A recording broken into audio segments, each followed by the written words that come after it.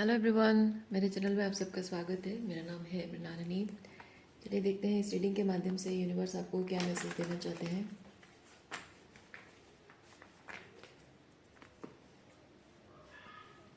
Dear universe, please बताइए जो भी कलेक्टिव इस रीडिंग को देख रहे हैं उनके हाईएस्ट गुड के लिए अपने क्या बताना चाहते हैं।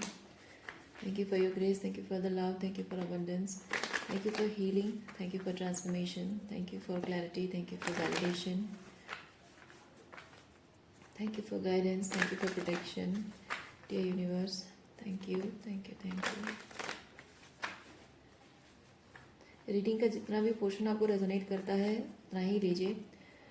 एनर्जी आपको जैसे रेजोनेट करती है अकॉर्डिंगली आप जेंडर स्विच कर सकते हैं, रोल रिवर्स कर सकते हैं। और जो पार्ट आपको रेजोनेट नहीं करता है उसको पर्सनली ना लें। आप मेरा चैनल विजिट कर सकते हैं, उसमें आपको और भी बहुत सारे वीडियोस मिल जाएंगे। जो भी टाइटल आपको पसंद आए आप देख सकते हैं, हो सकता है उसमें आपके लिए कोई मैसेज हो।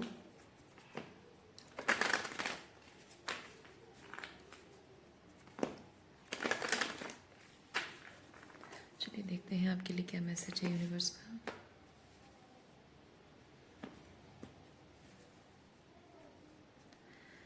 बॉटम डेक में है बर्डन। ओके, ओवरऑल एनर्जी है आपकी बर्डन। क्या बर्डन है देखते हैं। बर्डन रिलीज करना है, वो एक बर्डन है। हाँ, कंट्रोल कार्ड आया है। बर्डन रिलीज करना है, वही एक बर्डन बन गया है। Okay, celebration and sharing.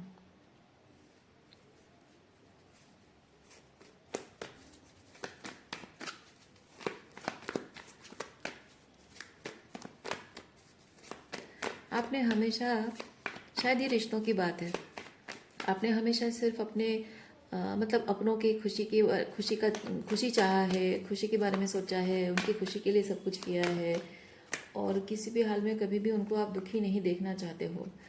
तो जब आप ये रिश्तों को शायद छोड़ रहे हो, कोई एक रिलेशनशिप है जिसे आप छोड़ रहे हो, उस बात का गिल्ट आपको सता रहा है कि मेरी वजह से शायद ये लोग दुखी हो जाएंगे, मेरी वजह से इनके जीवन में दुख भर जाएगा, तकलीफ़ें भर जाएंगी।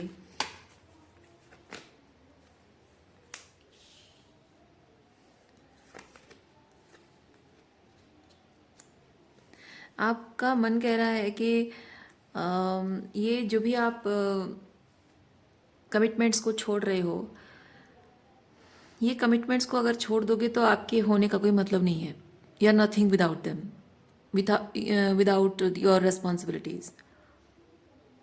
Okay,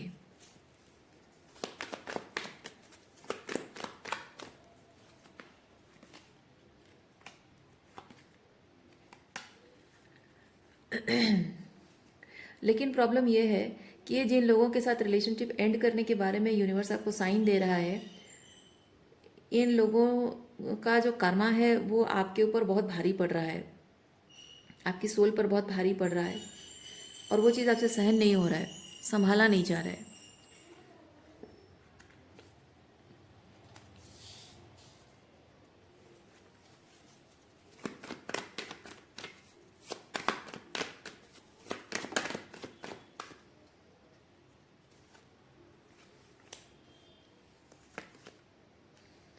Morality and turning in.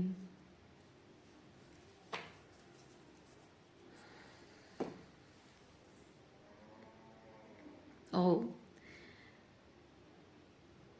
सो यहाँ रिस्पॉन्सिबिलिटी की वजह से आप अपने आप के प्रति थोड़े से रिजिड हो रहे हो और कह रहे हो कि नहीं, रिस्पॉन्सिबिलिटी ज़्यादा इंपॉर्टेंट है, सो मुझे निभाना है। लेकिन जहाँ बात इमोशनली, यहाँ पे कर्मा की वजह से जो इमोशनली ट्रिगर हो रहे हो आप, उस चीज़ को सप्रेस करने की कोशिश कर रहे हो। वो इमोशंस से जो भी आप फील कर रहे हो, जो ट्रिगर्स जो फील कर रहे हो, उस ट्रिगर से भटकावा भटकावा ढूंढ रहे हो, डिस्ट्रैक्शन ढूंढ रहे हो आप, कैसे वो ट्रिगर्स ना महसूस हो।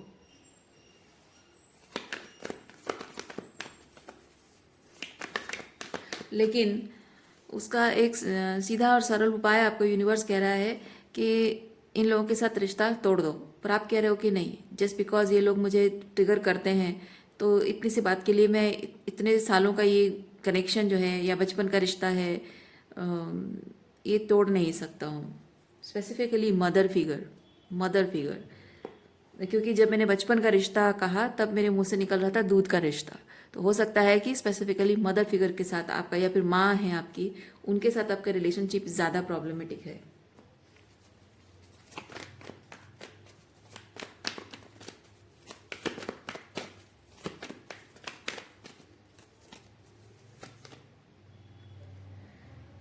पार्टिसिपेशन,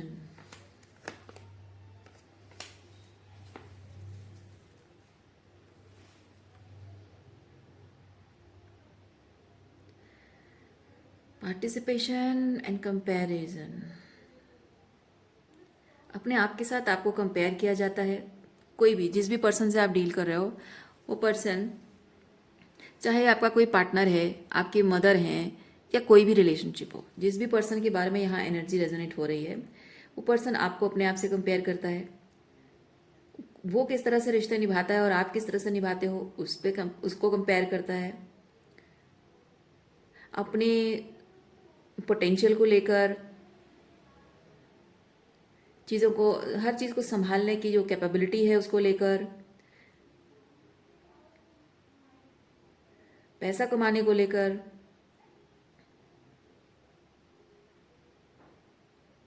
या अगर माँ है तो स्पेसिफिकली अपने मतलब आपके फादर के साथ उनका जो मैरिज रिलेशनशिप है, और आपका आपकी पत्नी के साथ जो मैरिज रिलेशनशिप है, या फिर आपके पति के साथ, जेंडर स्विच कर सकते हैं।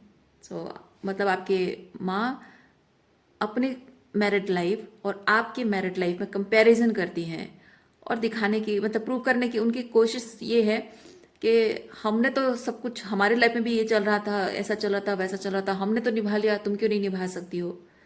वो चीज़ है।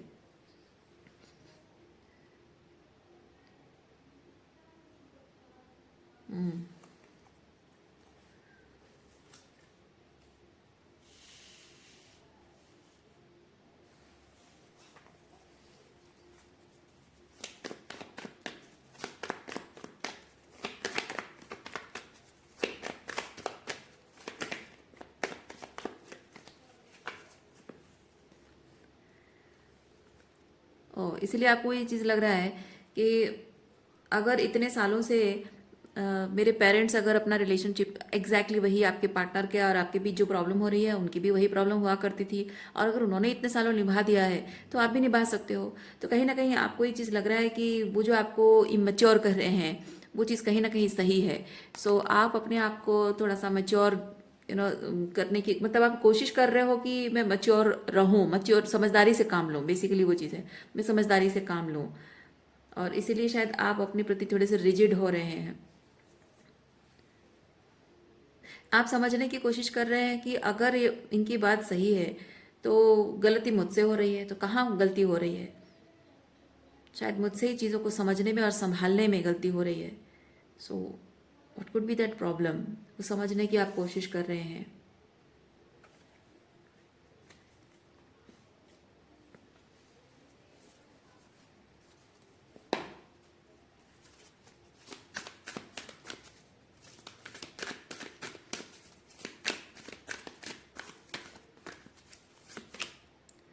स्टैंड स्टिल,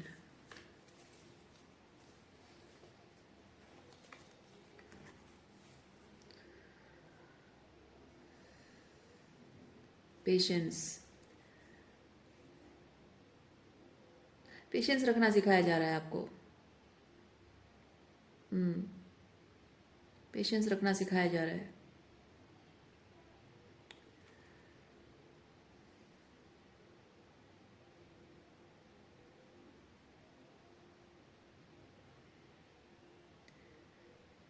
कभी कभी किसी समस्या का समाधान लड़ाई झगड़ा में नहीं निकलता है, आर्ग्यूमेंट में, बहस में भी नहीं निकलता है। कभी कभी अपने आप को थोड़ा सा टाइम देना होता है। जो आप फील कर रहे हो अपने रिश्तों को लेकर, अपनी लाइफ की प्रॉब्लम्स को लेकर, जो आप फील कर रहे हो, पहली चीज़ है कि क्यों है, मतलब एक्सटर्नल जो रीज़न है उसके बारे में अभी फोकस ना करें। अभी इस चीज़ पर फोकस करें, इंटरनल प्रॉब्लम के बारे में, कि आप जो फील कर रहे हो वो फील करना नहीं चाहते हो।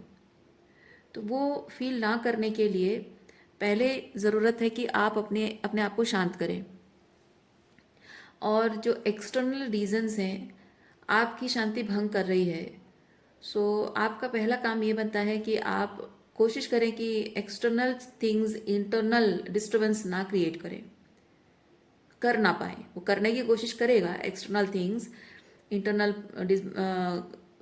पीस डिसरप्ट करने की कोशिश करेगा, पर यू हैव टू प्रैक्टिस। आपको अपने आप को शांत रखना है, पेशेंस रखकर आपको, पेशेंस मतलब अपने आप के साथ, लोगों के साथ नहीं,